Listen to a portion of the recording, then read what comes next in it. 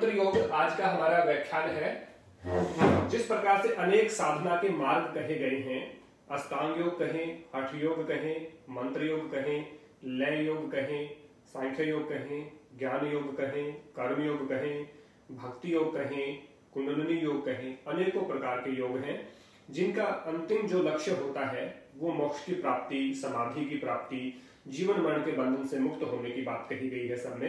तो मंत्र योग भी एक ऐसा सरल और सुगम मार्ग है जिसमें मंत्रों के माध्यम से, ईश्वर की स्तुति, प्रार्थना, उपासना के मंत्रों के माध्यम से, मंत्रों का जाप करने से हम किस प्रकार से इस भव सागर से पार हो सकते हैं, किस प्रकार से इस भव सागर से तर सकते हैं, उसकी बात मंत्र योग में कही गई है। बहुत ही सरल मार्ग है और प्रोबेबली हर व्यक्ति मंत्र पाठ करता है। हमारे इंडिया में तो जो भी लोग हैं वो मंत्र पाठ करते ही हैं। सबको गायत्री मंत्र तो सबको आता ही है। तो गायत्री मंत्र क्या है, उसका अर्थ सही चिंतन कैसे करना चाहिए, ओम का उच्चारण क्या है, उसका अर्थ सही चिंतन कैसे करना चाहिए, उन सब विषयों पर भी बात करेंगे। तो मंत्र योग है, सबसे पहले हम मंत्र की परिभाषा ही जान लेते हैं। मने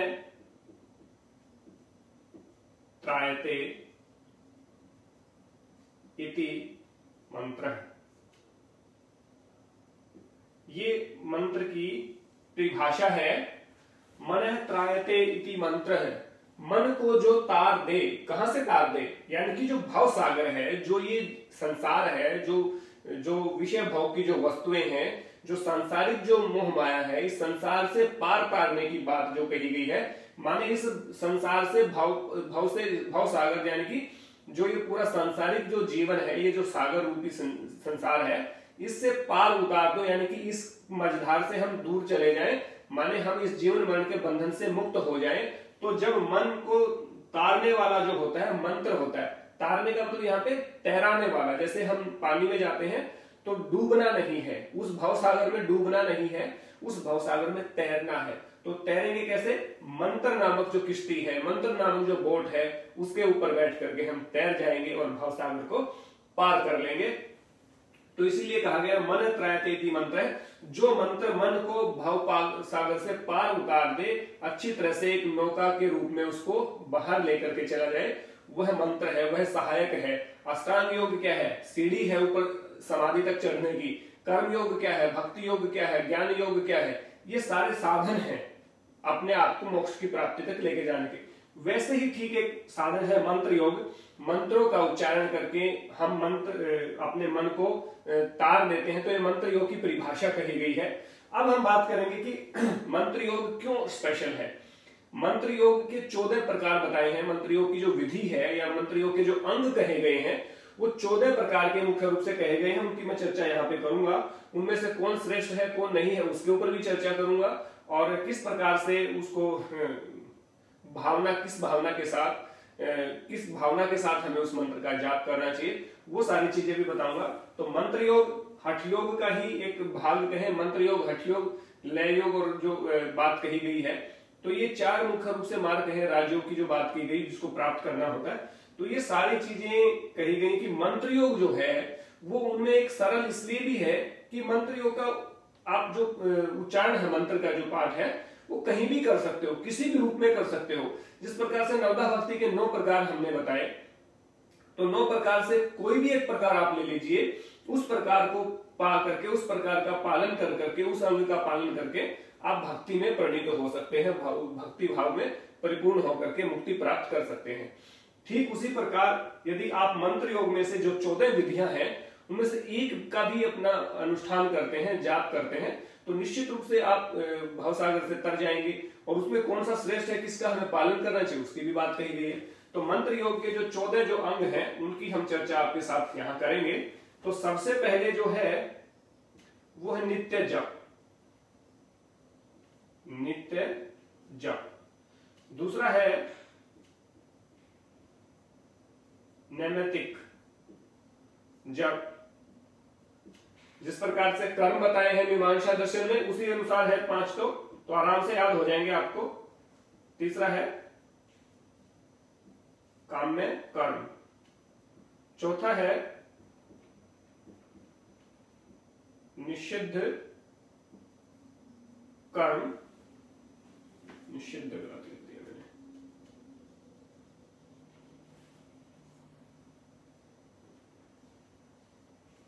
निषिद्ध कर्म। पांचवा है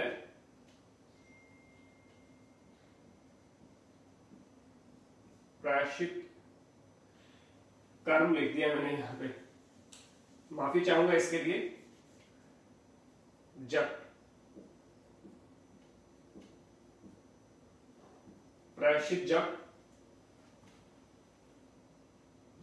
छठा है चल जप। सातवां है अचल जप। आठवां है अचल, हो गया। आठवां हो गया वाचिक जप। नौवां हो गया उपांशु जप। 10वां हो गया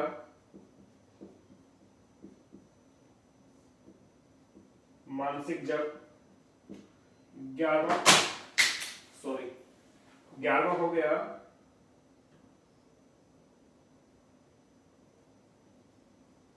अखंड जप। 12वां हो गया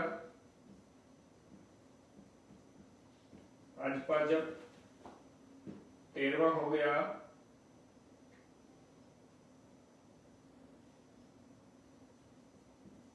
भरभर जप। और 14वां हो गया प्रदक्षिणा जप। आप इसका स्क्रीनशॉट भी ले लीजिए। ये 14 प्रकार के हमारे मंत्र के प्रकार बताए हैं, मंत्र योग के प्रकार हैं कि मंत्रों को 14 प्रकार से हम जप सकते हैं। तो किस किस प्रकार, किस में क्या होता है वो मैं एक बार डिफाइन कर दूंगा, और इसके बाद श्रेष्ठ कौन सा कहेंगे वो भी। तो एक बार आप इसका स्क्रीनशॉट ले लीजिए। नित्य, नैमित्तिक, काम्य, निषिद्ध, प्रायश्चित, चल, अचल, वाचिक, उपांशु, मानसिक, अखंड, अजपा, भ्रमर और प्रदक्षिणा जप, ये 14 प्रकार के जप कहे गए हैं। तो सबसे पहले हम नित्य जप की बात करते हैं, यानी कि जो नित्य प्रति हम जाप करते हैं, गायत्री मंत्र का जाप करते हैं, जिन मंत्रों का नित्य जाप करते हैं, सुबह उठते ही कर रहे हैं, शाम को सोते हुए कर रहे हैं, तो उनको नित्य कहते हैं। जो रूटीन में जिन मंत्रों का पाठ हम करते रहते हैं, जो सामान्य जो मंत्र होते हैं, जिनका रूटीन में गायत्री मंत्र से लेकर महामृत्युंजय मंत्र से लेकर के गुरु मंत्र से लेकर के शांति मंत्रा से लेकर के जितने भी मंत्र हैं, जिनको रूटीन में हम जप करते हैं, जिनका रूटीन में हम जाप करते हैं, उनको नित्य जप कहा गया। उस जप को नित्य जप कहा कि ये तो रूटीन में होगा। इस प्रकार से खाना खाते हैं, उठते हैं, बैठते हैं, चलते हैं, फिरते हैं, खाना खाते हैं, व्यायाम करते हैं, नहाते हैं, ये सारे जो काम है वो नित्य है। तो नित्य जप वो है जो जिन जपों को, जिन मंत्रों को नित्य प्रति करते रहते हैं। नैमित्तिक होता है किसी विशेष अवसर पे, कोई अमावस्या है, पूर्णिमा है, कोई नया वर्ष है, कोई किसी का अन्नप्राशन संस्कार है, किसी का नामकरण संस्कार है, कोई भी किसी प्रकार के संस्कार का जब हम काम करते हैं, कोई जैसे अंत्येष्टि संस्कार होता है, वो भी एक नैमित्तिक यानी कि विशेष प्रकार का है, यानी कि वहां पे अलग मंत्रों का जाप होगा, उनको बोलते हैं नैमित्तिक, यानी कि विशेष प्रयोजन, विशेष अनुष्ठान। अमावस्या का हो सकता है, पूर्णिमा का हो सकता है, नए वर्ष का हो सकता है, आपका दीपावली का हो सकता है, किसी भी चीज का जो विशेष अनुष्ठान आप जब करते हैं, उन विषयों पे जो जप किया जाता है उसको नैमित्तिक जप कहा जाता है। उसमें अलग से मंत्र बोले जाते हैं, तो वो नैमित्तिक जप में कहा जाएगा। अब काम में किसी कामना की उद्देश्य की पूर्ति के लिए, जैसे वृष्टि यज्ञ होता है, जैसे बारिश करवाने के लिए वृष्टि यज्ञ जिसको कहते हैं, कि बारिश को आमंत्रित करने के लिए एक वृष्टि यज्ञ होता है, उसको काम्य जप के अंतर्गत आएगा। यानी कि किसी कामना की उद्देश्य की पूर्ति के लिए किसी प्रकार का अनुष्ठान किया जाए, उसमें जो मंत्रों का जाप किया जाता है उसको काम्य जप कहते हैं। तो इसलिए जैसे विश्व शांति के लिए किया जाता है तो उसमें शांति मंत्रों का पाठ अलग से किया जाता है। तो कामना, विशेष कामना जो होती है उसको पूरा करने के लिए जो जप किया जाता है वो काम्य जप कहलाता है, यानी कि किसी विशेष कामना की पूर्ति के लिए। निषिद्ध होता है जो किसी को हानि पहुंचाने के लिए किया जाए या किसी को विशेष रूप से लाभ पहुंचाने के लिए किया जाए, अशुद्ध आचरण के साथ किया जाए, अशुद्ध व्यवहार के साथ किया जाए, अशुद्ध चीजें डाल करके किया जाए, जैसे यज्ञ हम करते हैं, या ऐसे मंत्र जिनसे हानि होने की संभावना होती है, किसी के अहित के लिए किया जाने वाला जो जाप है वो निषिद्ध जाप होता है। इसलिए इसको निषिद्ध यानी कि ना करने योग्य बताया गया है, इसको नहीं करना चाहिए। ऐसा जब भी लोग करते हैं, किसी के लिए, किसी की मृत्यु के लिए कोई जप कर रहा है, किसी के हानि के लिए कोई जप कर रहा है, उसको हम बोलते हैं निषिद्ध जप। जो तंत्र विद्या होती है, बहुत सारे तांत्रिक जो तथाकथित तांत्रिक होते हैं, जो नुकसान करते हैं किसी का या ऐसी भावना रखते हैं, तो वो उस तरह के मंत्रों का जाप करते हैं, लेकिन वो किसी का नुकसान हो ना हो, लेकिन जो तांत्रिक है उनका जरूर मानसिक असंतुलन बिगड़ता, मानसिक संतुलन बिगड़ जाता है। क्योंकि जब हम किसी के बुरे की भावना करते हैं तो माइंड में सबसे पहले बुरा माइंड तो हमारा ही होता है, तो सबसे पहले नेगेटिविटी कहाँ आती है? हमारे भीतर आती है। तो इसलिए वो निषिद्ध जप है, वो नुकसान करता है, वो निषिद्ध जप कहा है। अब प्रायश्चित जप है, मान लीजिए जाने अनजाने में आपसे कोई गलती हो गई और उस गलती को सुधारने के लिए मैं जप कर रहा हूं, अपने आप को क्लीन कर रहा हूं, जैसे षटकर्म से बॉडी क्लींजिंग प्रोसेस होता है, अपने शरीर को शुद्ध करने के लिए, तो अपने मन को शुद्ध करने के लिए, अपने मन को की सफाई करने के लिए जो मंत्रों का जाप किया जाए उसे प्रायश्चित जप कहते हैं। यानी कि किसी अनहोनी घटना हो गई, कोई गलत हो गया आपसे जाने अनजाने में, उसको ठीक करने के लिए जो किया जाए वो प्रायश्चित जप कहलाता है। अब बात ये चल जप। चल से पहले ही पता चलता है कि जो चलते हुए जाप किया जाए। बहुत सारे लोगों को आपने देखा होगा, सफर में जा रहे हैं, गाड़ी में जा रहे हैं, पैदल जा रहे हैं, तो चलते चलते हुए जाप करते रहते हैं, गायत्री मंत्र का, महामृत्युंजय मंत्र का, शांति मंत्र का, गुरु मंत्र का, किसी न किसी मंत्र का वो जाप कर रहे होते हैं। तो चलते हुए जो जाप किया जाए, बहुत सारे लोग होते हैं कि मुझे सफर जाना, मैं ऑफिस टाइम जाते हुए जाप करूंगा, वहां से वहां मैं चलते हुए जाप करूंगा, तो गाड़ी में भी हो या पैदल हो, तो उस चलते हुए जो मंत्रों का जाप किया जाए उसको चल जप कहते हैं। अब उसके बाद अचल। अचल यानी कि जो चलते हुए नहीं किया जाता, किसी आसन में बैठ करके, स्थिर होकर के सुख पूर्वक आसन में बैठते हैं, ध्यान लगाते हैं, कोई हलचल नहीं होती, बॉडी का कोई मूवमेंट नहीं होता, हाथ पैर आंखें कुछ भी नहीं हिलता, बस केवल होठ हिलते हैं, या उसमें मानसिक जप भी हो सकता है, उसमें होठ भी नहीं हिलते। तो जो अचल है, पूरा स्थिर होकर के, एक जगह पे स्थित होकर के, एक आसन में बैठ करके, एक आसन को धारण करके जब जाप किया जाता है उसको बोलते हैं अचल जप। यानी कि उसमें किसी प्रकार की बॉडी की मूवमेंट नहीं होती, किसी प्रकार का कोई बॉडी में क्रियात्मक एक्टिविटी नहीं होती, तो उसको कहते हैं अचल जप, यानी कि जो बिना चले हो। उसके बाद वाचिक जप, जैसे बोल करके, उच्चारण करके किया जाता है। जैसे बहुत बार देखा होगा आपने कि वेद मंत्रों का पाठ हो रहा है या महामृत्युंजय मंत्र का पाठ हो रहा है, उसको पूरी उचित तरह से उच्चारित करके, ताकि हर लोगों तक वो पहुंचे। तो वो जो उच्चारण है, स्पष्ट उच्चारण के साथ, पूरे उसके भाव के साथ जब उसका उच्चारण किया जाता है, बोल बोल करके, पूरा जो कंठ होता है उस कंठ का पूरा प्रयोग करके, सुरों का जो प्रयोग किया जाता है, उस सुरों का प्रयोग करते हुए जो जाप किया जाए उसको वाचिक जप कहते हैं। जैसे अभी हमने गुरु मंत्र का जाप किया तो सबने मिलकर किया, तो वो वाचिक जप कहलाएगा। उसके बाद उपांशु। उपांशु का अर्थ होता है जो केवल होठ हिलते हैं, होठ हिलते तो हैं लेकिन मंत्र की आवाज नहीं आती, यानी कि होठ हिलेंगे जरूर लेकिन मंत्र का जो साउंड है साउंडलेस होता है। आपने बहुत सारे देखा होगा, मैंने खुद ऐसे लोगों से मिला हूं, अमेरिका में भी ऐसे लोगों से मिला हूं जो उपांशु जप करते हैं। उपांशु जप का अर्थ होता है वो कुछ भी कर रहे होते हैं वो, लेकिन जाप चल रहा होता है निरंतर, और वो होठ हिलते रहते हैं, ऐसे करते रहेंगे वो। मैंने गायत्री मंत्र बोला लेकिन आपको नहीं सुना क्योंकि मेरे होठ चल रहे थे बट आवाज नहीं थी, साउंडलेस होता, तो उसको उपांशु जप कहा है। जो मतलब वाचिक भी नहीं होता और मानसिक भी नहीं होता। मानसिक और वाचिक के बीच में इसको मैंने इसीलिए रखा कि जो मानसिक और वाचिक जप के बीच की जो अवस्था है वो उपांशु जप कहलाती है। तो उपांशु में होठ हिलते हैं। अब देखिए मैं गायत्री मंत्र बोलूंगा लेकिन मेरे होठ हिलेंगे, लेकिन आवाज आपको नहीं आएगी, जैसे अब आ रही है।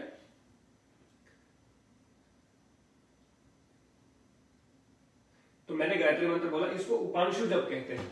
अब उसके बाद मानसिक जप, यानी कि ना बोलना है ना होठों को हिलाना है, स्थिर होकर के बैठ करके केवल मन में जाप चलेगा, यानी कि मानसिक जप कहते हैं। जो मन में मंत्र चलता रहे, जैसे मन में विचार चलते रहते हैं, आप कोई पढ़ाई का विचार है, आप किसी बात को विजुलाइज कर रहे हैं, कोई घटना आपके मन में चल रही है, कोई विचार आपके मन में चल रहा है, किसी के विचार में कोई किसी चीज को विजुलाइज आप कर रहे हैं, किसी चीज को याद आप कर रहे हैं, दोहरा रहे हैं, किसी चीज की स्मृति को आप लेके आ रहे हैं, उसी प्रकार ठीक जो मानसिक जप है, मंत्र को अर्थ सहित जो चिंतन जो करते हैं, चिंतन जो करते हैं, मनन जो आप करते हैं, वो मानसिक जप कहलाता है। तो ये हो गया। इसके बाद अखंड जप। अखंड जप होता है देश काल सीमा की परिस्थिति से बाहर जो होता है। अखंड यानी कि जो बिना खंडित हुए चले जाए। अखंड में देखिए खंड होता है जो बट जाए या रुक जाए, रुकता हुआ चले। अखंड होता है जो बिना रुके चले, निर्बाध गति से चले, हर जगह, किस देश में हो, किस स्थान पे हो, किस समय पे हो, कोई प्रॉब्लम नहीं होती। तो निरंतर जो चलता रहता है, निरंतर अखंड उसको बोलते हैं, जो निरंतर चल रहा रहता है निर्बाध गति से, बिना किसी रुकावट के जो जाप करते रहते हैं। बहुत सारे लोगों को देखा होगा अखंड जाप करते हैं, यानी कि बिना रुके बिना रुके जो काम करते हैं, बिना रुके जो मंत्रों का पाठ करते रहते हैं कि मैंने 1 लाख मंत्रों का पाठ करना और अखंड जप करना है, यानी कि उन 1 लाख मंत्रों के बीच में मैं रुकूंगा नहीं, तो उसको अखंड जाप कहते हैं। ठीक है। उसके बाद अजपा। अजपा जब वो होता है जो बिना प्रयास के बोला जाए। अजपा यानी कि प्रयास नहीं करना, और प्रयास के बगैर जो मंत्र का जाप आप कर रहे हैं, माने जैसे कुंभक की आपने बात सुनी होगी हठपर दीपिका में, कि स्वतः ही कुंभक लग जाए, यानी कि प्राण अपने आप ही होल्ड होने लगे, प्रयास नहीं करना, बिना प्रयास के। तो बिना प्रयास के जो अपने आप जाप होता रहता है, ये जो अजपा जप है, ये तब होता है जब आपका बहुत लंबा अभ्यास होता है, बहुत काफी सालों से आप इसका अभ्यास कर रहे हो, तब जाकर के अजपा जप आपका सिद्ध होता है। और अजपा जप में बिना प्रयास के ही अपने आप मंत्रों का उच्चारण होता रहता है, उसको अजपा जप कहते हैं। अब भ्रमर जप है भंवरे की तरह गुंजन, जैसे भ्रामरी प्राणायाम होता है। भ्रामरी प्राणायाम में क्या होता है, इसमें ना होठ हिलेंगे, ना इसमें आवाज आएगी, और इसमें मतलब वचन से भी नहीं बोल रहे और होठों से भी नहीं बोल रहे, और आपका मन में, तो इसको बीच का भ्रमर है। तो जैसे कहे मन तो मतलब इस प्रकार से ओम का उच्चारण कर रहा हूं, या मैं गायत्री मंत्र का करूं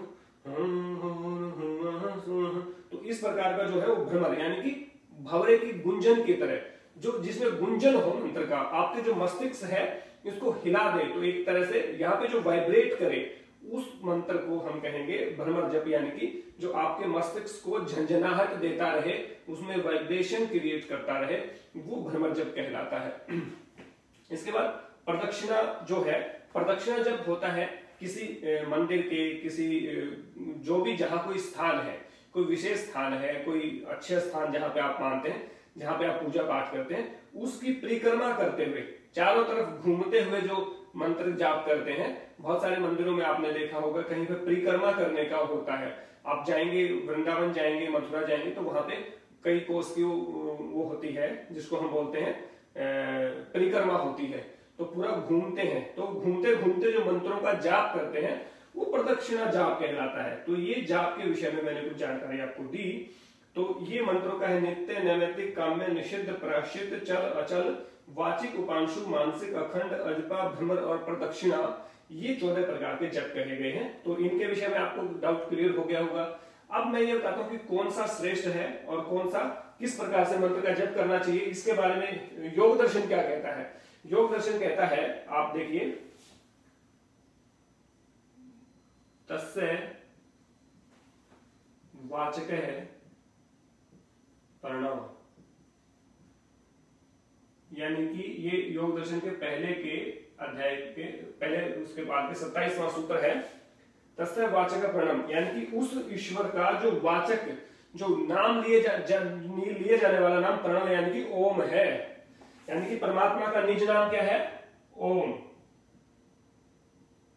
तभी ओम चैंटिंग करते हैं हम, ओम चैंटिंग करते हैं, ओम का उच्चारण करते हैं। क्यों करते हैं क्लास से पहले, क्योंकि योग दर्शन कहता है तस्य वाचक प्रणव है, उस ईश्वर का बोला जाने वाला नाम, उस ईश्वर का लिया जाने वाला नाम, उस ईश्वर का उच्चारित किया जाने वाला नाम प्रणव है, यानी कि ओम है। इसलिए ओम की चैंटिंग या उद्गीत प्राणायाम की उत्पत्ति वहां से हुई है। तो इसलिए हम ओम का उच्चारण करते हैं। अब उच्चारण कैसे हो, इसके विषय में अगले सूत्र में कहते हैं,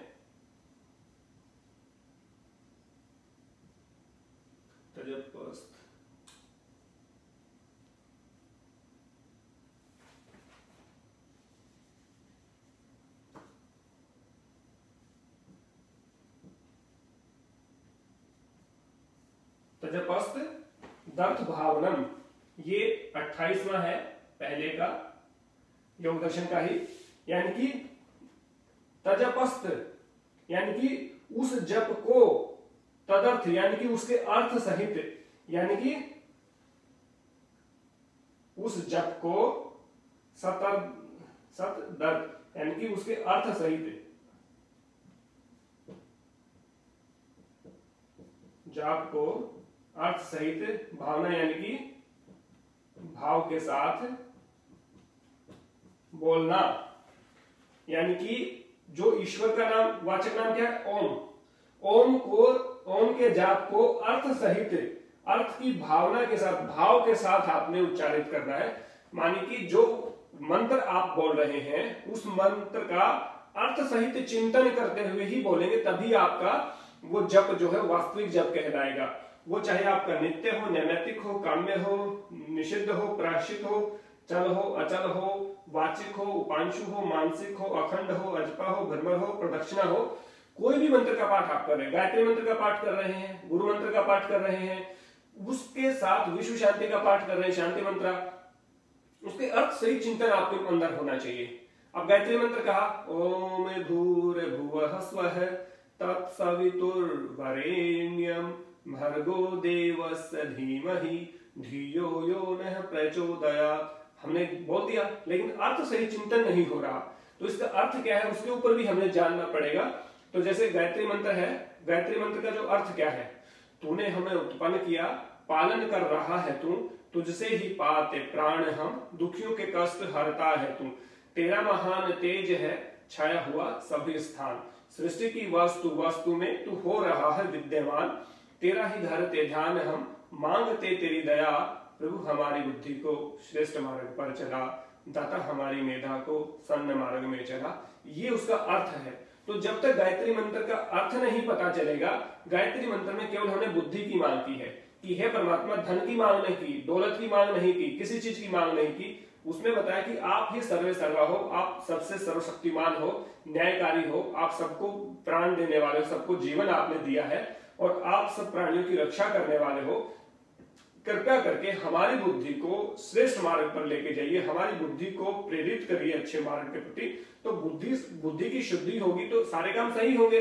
तो गायत्री मंत्र ऋग्वेद का सबसे बड़ा मंत्र है, ऋग्वेद सबसे पुराना वेद है, तो ऋग्वेद का मंत्र है। तो उस मंत्र के साथ हमने बुद्धि की कामना की है। बुद्धि की कामना करना किसी को अहित नहीं करता। तो जब बुद्धि की कामना करते हैं तो वो अर्थ हमारे चिंतन में घूमना होना चाहिए। तो यही कहा गया, जब आप जाप कर रहे हैं तो उसका अर्थ सहित भावना के साथ करिए उसका जाप। तो गायत्री मंत्र। अब हमने गुरु मंत्र बोला, गुरुर ब्रह्मा गुरुर विष्णु गुरुर देवो महेश्वर है, गुरु पर ब्रह्मा गुरुर ब्रह्मा गुरुर विष्णु गुरु देव महेश्वर है, गुरु पर ब्रह्मा, अरे मैं गुरु मंत्र ही भूल गया, दोबारा से हम करते हैं। गुरुर ब्रह्मा गुरुर विष्णु गुरुर देवो महेश्वर है, गुरु साक्षात परब्रह्म तस्मै श्री गुरुवे नमः।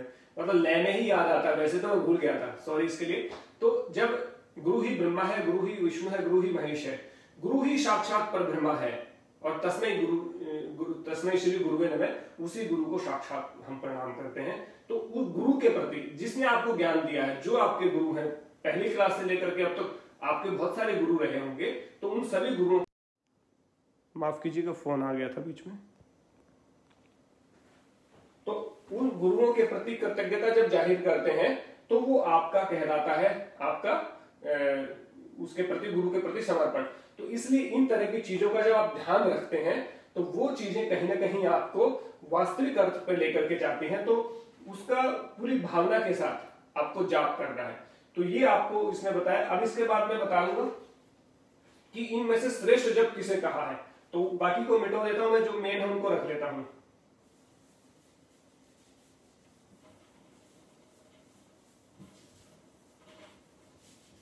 क्योंकि जो पूछा जा सकता है परीक्षा में वो भी मैं आपको बता दूं साथ ही साथ।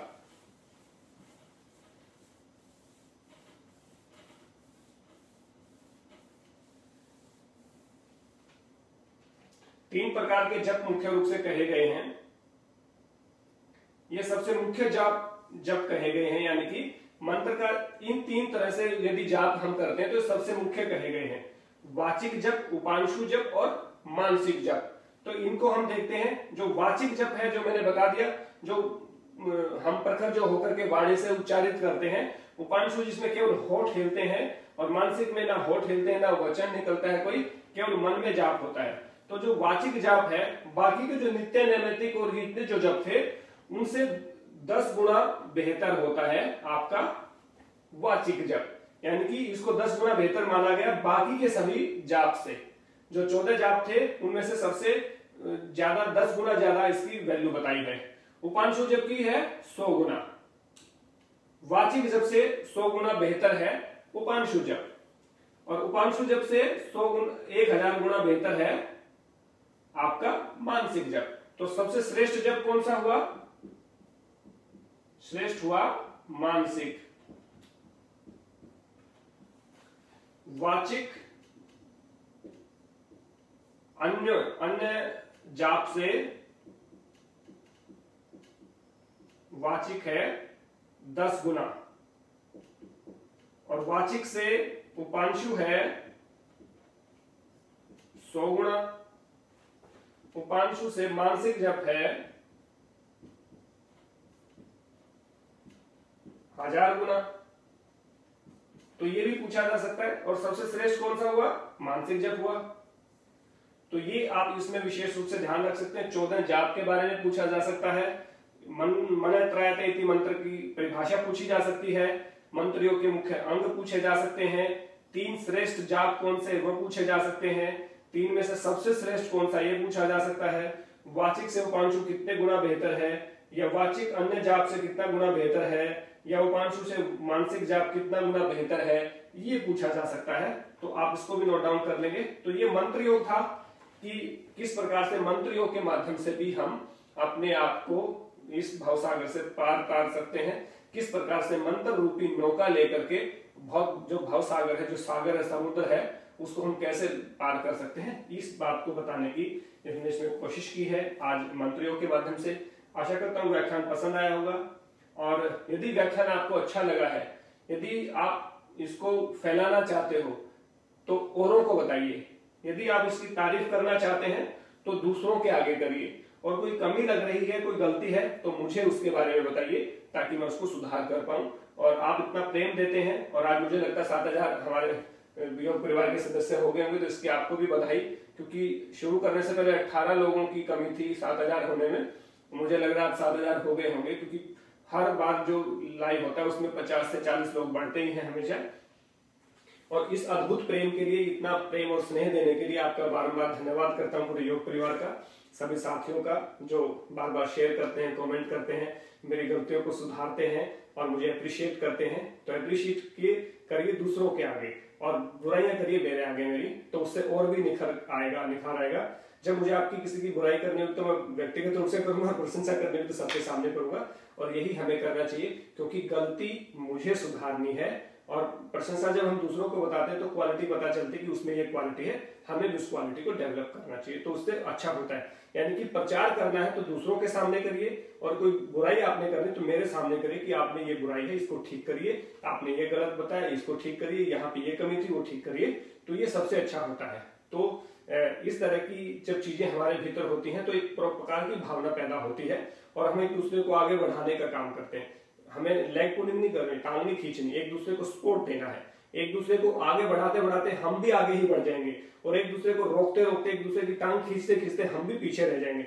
मान लीजिए किसी की टांग खींचनी है, तो टांग खींचेंगे तो क्या होगा, हम किसी की टांग खींच रहे हैं तो हम भी तो वही है ना, हम भी तो आगे नहीं बढ़ पाए, हमने दूसरे को भी नहीं बढ़ने दिया, निश्चित रूप से दूसरे का नुकसान किया, लेकिन अपना भी तो हमने कर लिया ना। लेकिन जब हम दूसरे को सहारा दे रहे हैं, धक्का दे रहे हैं कि आगे बढ़ो, तो आगे बढ़ रहा है वो, जैसे एक कदम आगे बढ़ेगा हम भी तो एक कदम आगे बढ़ गए ना, तो हमारा भी विकास हो गया।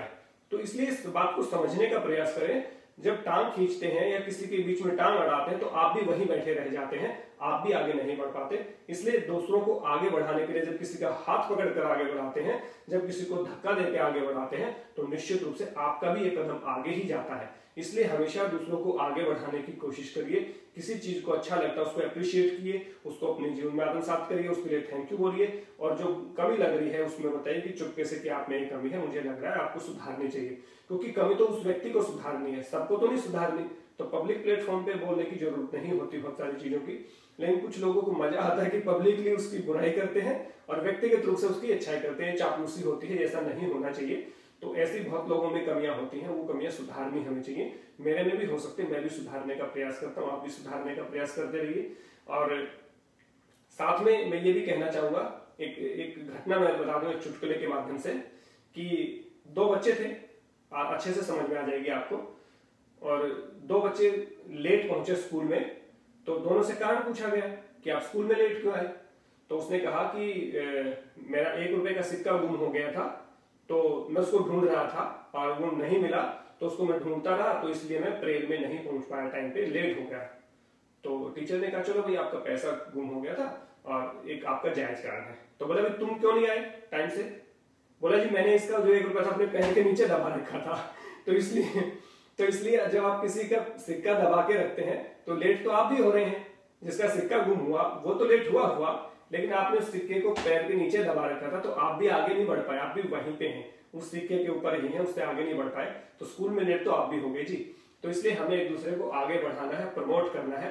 आप प्रमोशन करते करते अपना भी प्रमोशन कर लेंगे, तो एक दूसरे को बढ़ाते बढ़ाते हम भी आगे बढ़ लेंगे। यही योग परिवार का उद्देश्य है, यही हमारा ध्येय है और यही हमारा लक्ष्य है। इसमें आप सब साझेदार हैं, सब बधाई के पात्र हैं। बहुत धन्यवाद। अब आपके सवाल लूंगा, आपसे चर्चा करूंगा। बहुत धन्यवाद आप सब।